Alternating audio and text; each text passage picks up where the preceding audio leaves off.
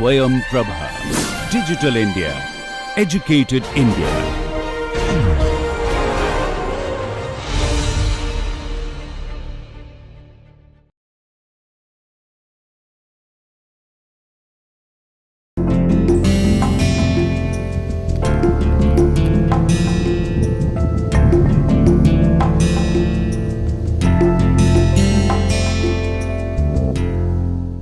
Welcome friends.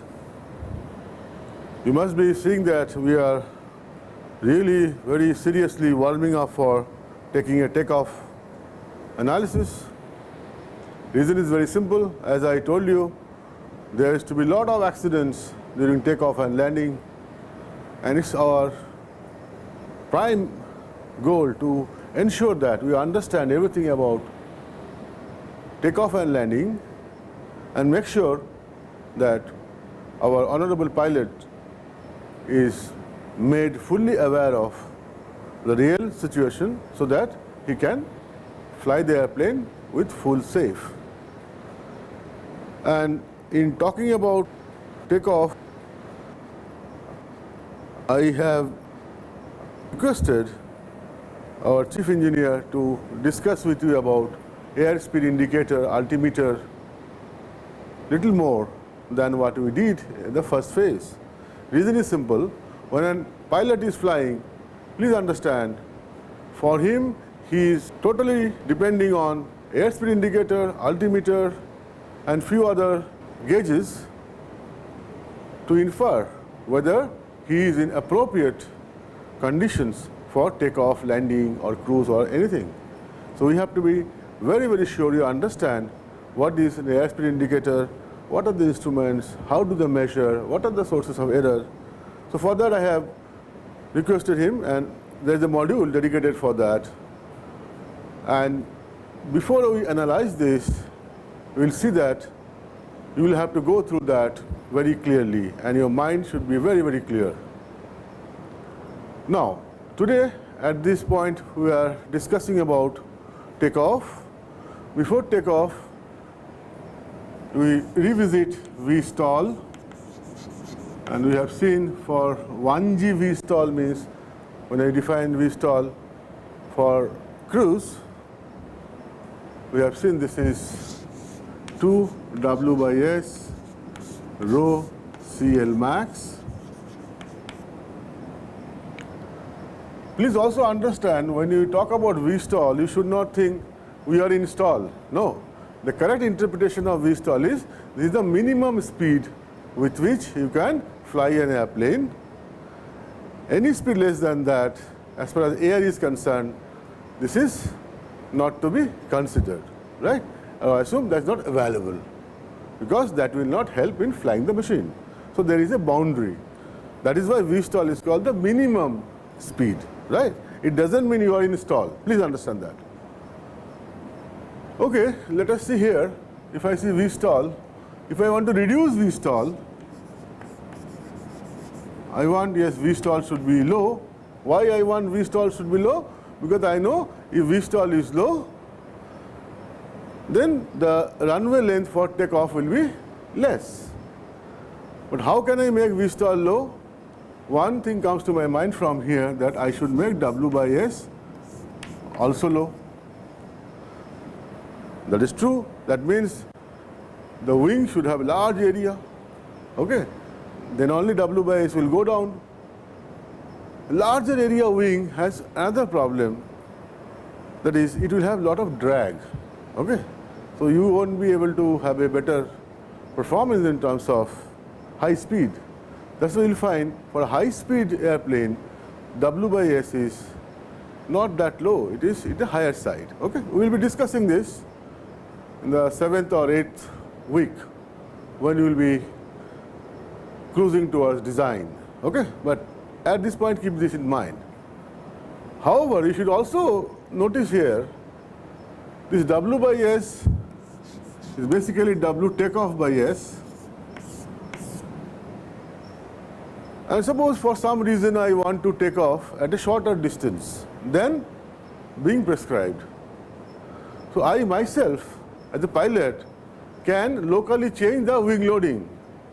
that is W takeoff by S. How? Suppose it is 10 passengers, I will not take 10 passengers, I will take 6 passengers. I will not take full tank of fuel, I will take less fuel. So total weight of the airplane will reduce. Of course, it will amount to range, not that what we otherwise get from the normal aircraft. But as far as takeoff is concerned, it is a routine practice that not all the time you are going full load, that is. And if generally when we are doing experiments here, sometimes we take full load, we have a capacity of 5 passengers, but depending upon wind conditions, we may be flying at a lower W by S wing loading by taking only 3 students. Okay? So that small correction of wing loading locally, the pilot has that option. Why I am saying pilot? Because remember, once the plane is given to the pilot, pilot is the pilot in command. He is the boss. Okay? So anything now you want to do, it has to be under cognizance of the pilot. Okay? He has to say yes. Why I am talking about this Vstall, etc., you will appreciate. See here the density part, rho. Even for a same wing loading, if rho decreases, the Vstall increases. Vstall increases means you need larger takeoff length, because anyway V takeoff is some percentage more than the Vstall, because you want just lift to be just more than the weight. Okay. So as I am going higher and higher for takeoff, means let's say the airport in Delhi, airport in Leh Ladakh. So naturally that is a higher altitude. I am talking about takeoff, please understand. At a higher altitude, their density is less. Density is less means the Vstall at New Delhi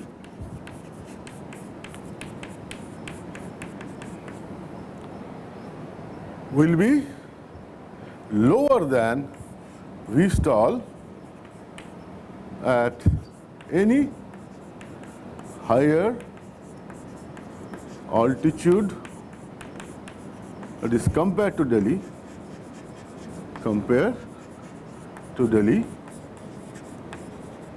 let's say Leh Ladakh, Kashmir. That is simply because this rho is less at high altitude. That means in Delhi, if it was taking 200 meters runway length, same airplane under same condition at Kashmir or at Leh Ladakh will take more than 100 meters. So sometimes it may happen. For a specific purpose, the pilot may reduce some load. That is, he may not take the full passenger, he may take less fuel and take off from that high altitude and come down to some other place. So these are the operational things based on this understanding. So what is to be understood is, even if wing loading is same, even if CL max is same, depending upon what altitude is your runway, the Vstall will change. So pilot will be aware of this. Okay? Fine. So once we are very clear about Vstall, we have also seen that I can reduce this Vstall by using flaps, right? Because by flaps, we are actually increasing CL max value locally. Okay? So by flaps, we are increasing CL max locally. Why I am saying locally? Because the moment I put the flap, yes, CL max has increased because camber has changed. But what is the problem? Problem is it has now contributed more towards drag. For example, induced drag, KCL square will increase, even CD naught will increase because geometry has changed. But for short duration, I will engine the aircraft in such a way that it takes that power, overcomes that sort of a extra drag. But that cannot be done for all. So, although flap is giving us more CL max, which we use locally for takeoff, but in actual flying, we are planning to fly at a condition where CL by CD is max. So you are not flying really with any flaps down, okay, for most of the flight. unless for some maneuver you may use. Okay? But keep this back of your mind. The flaps are primarily used for takeoff, and you will see flaps are primarily used for landing, not for cruise or any other place. Right? So this is one so-called side effects of flap, that it generates drag. Also you will see, as I put the flaps down, the CL of the wing will increase. Suppose this is the wing, and here is the flap. If I put the flap down, now the CL will increase for same angle of attack. That is how CL max has been increased. So it will also cause some moment. So you have to also take care of that moment through elevator. Okay? So these are, in my language, I call side effects of flap, but they are really wonderful creation. It has saved us from reducing the requirement of airstrip length. That's very, very important for an aircraft. Now let us see, by regulation, what is the takeoff distance. Why I am using the word regulation? As you understand, this airplane, to be flown in a safe mode, the regulatory bodies have given some boundaries to ensure that even by mistake there are no accidents. Let me draw what is, as per regulation, the definition of takeoff distance. Say I start from here, v equal to 0, go to a point, or more precisely accelerate to a point where I have achieved v takeoff. I will explain you what is that v takeoff speed. Then I pull the nose wheel little up. We call it roll the airplane for approximately 3 seconds. Approximately 3 seconds. I roll the, and actually in aeronautical language I will not say roll. I'll say I'll rotate the airplane to an angle 1 or 2 degrees, but within 3 seconds of time. Then there is a transition, some sort of a curve, like a pull-up, and then climb. But climb up to a point when you have cleared 15 meters of height. And this is also called screen height.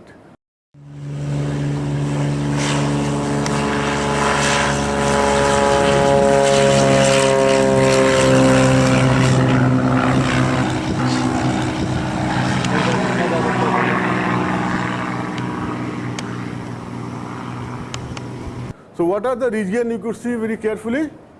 One is SG, I'll call it ground distance. Or what happens during ground distance?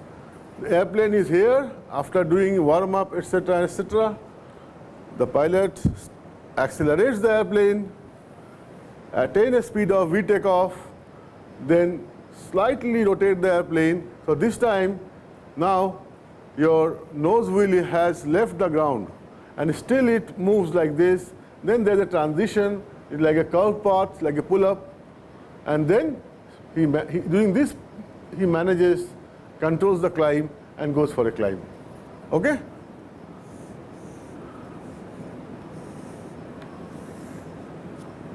So there are distinct regions. This I will call SR, that is rotational distance. This is, I will call it STR, that is transition distance. This is rotational. That is, during this time, the pilot has rotated the airplane and the nose wheel is no more touching the ground, but it's moving like this. And during this time, it is now taking a little pull up and trying to stabilize the airplane for a climb. So that is why I call a transition distance, STR. Okay, clear? So these are the 1, 2, 3, and 4. 4 segments. This is classically everywhere you will find. With new books you may find mostly they are talking about SG as takeoff distance, right? But we will talk what is by regulation and we follow that nomenclature, right? Typically, V takeoff is 1.2 times V stall. Like 20% more than the V stall. At that altitude where from you are flying, because the V stall will change based on the airport altitude, right? As I told, V stall will be different when you are taking off from Delhi compared to when you are taking off from Leh Ladakh for the same airplane. Okay, that should be kept in your mind. So now what is our job? Our job is to find out this distance 1, 2, 3, 4. So I name it 1, I name it 2, I name it 3, I name it 4. But remember one thing, during the rotation, it's going like this, accelerated to V takeoff, then nose wheel up, still it is going with V takeoff. Okay? Here also, this is V takeoff speed. Okay? Well, let us try to find out the distance SG, SR, STR, and then SCL. This will be SCL means distance during climb to clear the obstacle of 15 meter, which is also known as screen height. If this is understood, now I will also try to address one question here, that what is that CL max generally when it is going for rotation, how much he should rotate the airplane? Typically, I can tell you, that should be around 80% of the CL max. Okay? Should rotate the airplane, how much angle? Then you can take, okay, this will be around 0.8 of CL max. That is, that much angle which will bring 80% CL max for the airplane. And then he goes and takes off. Okay? But these are tentative numbers. Pilot will not see any gauge to see 0.8, 80% or 70%. That is the beauty of design. The design should make pilot so much adaptive that he should be flying. That's all. With 2 or 3 iterations, he understands. By feel, you have to give the feel to the pilot. That is why I am again and again telling that these instruments are important. Pilots get the feel from these instruments and from the stick, through the stick force for a conventional airplane. And please also understand, with all these sophistications coming, where everything becoming electronic through display system, multifunctional display system, which by now you must be knowing that, the feel for the pilot has to be given very careful weightage. Because now autopilots are being used, actuators are used. So how a pilot will get the feel? That's also a biggest challenge, right? And there are ways of ensuring that still pilot develop the feel rather than seeing only the gauges. Okay? So we are not going to that now. We are assuming it's a simple plane where I can pull the stick, I can pull the rudder pedal, and from the forces, and I should be able to make out what is happening. Along with seeing those gauges, I know where I am and what should I do, how much should I go, how much should I climb, how much should I turn. All these things I get from the instruments, right? These are extremely important.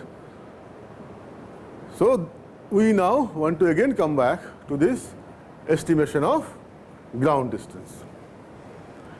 Let us go back to class 9, 10th. Even why 9th, 7th, 8 or 8, class 6, 7, 8. I remember, at least personally, there are 3 formula in physics became the lifeline. One was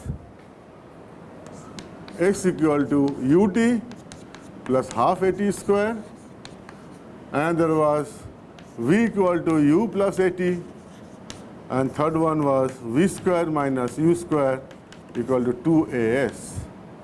Am I not correct? Whenever my teacher used to give me a problem in physics on mechanics, and especially on motion, rectilinear motion, I will read the problem and see what are the things given. If final velocity is given and distance is given, then I know I have to use this formula. If time somehow is given, then I know out of these two, either one or both of them has to be used. Whether both of them have to be used or not, that is to depend upon what is finally required. But almost, I personally was doing this sort of a problem mechanically. Because my teacher told, don't worry about the acceleration, assume that the acceleration is constant. We are class 6th or 7th, there was no introduction to integration, differential, etc., etc. So most of the problem were, assume that acceleration is constant. Then there were a series of problems where acceleration were not constant, very obvious from the description of the problem. The solution was, okay, take the average acceleration. It will work. Because those type of problem people have seen, if you take average acceleration, results will be okay. Now come back to this problem of estimating SG, and you will see how similar is the situation. Nothing has changed in last so many years as far as I am concerned. So let us first draw airplane.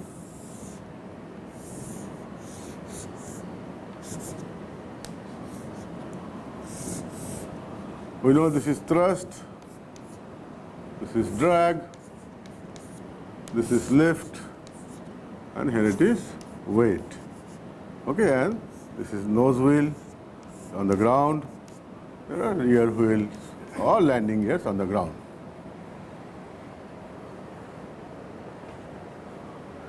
Similar problem in class 6th, 7th, if I try to recall, it is there is a table, there is a box, or somebody is pulling it with tension T, and there is a friction coefficient of friction for the surface is mu, mass is m. Okay?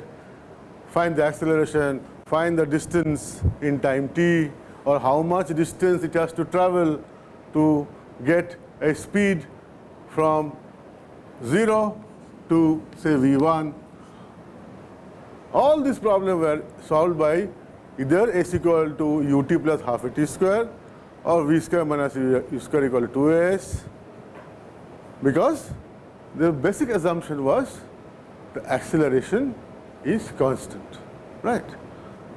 If I try to compare these two problems, that is what I studied in class 6th or 7th, I do not see any difference. But for that, now I know the acceleration may not be constant.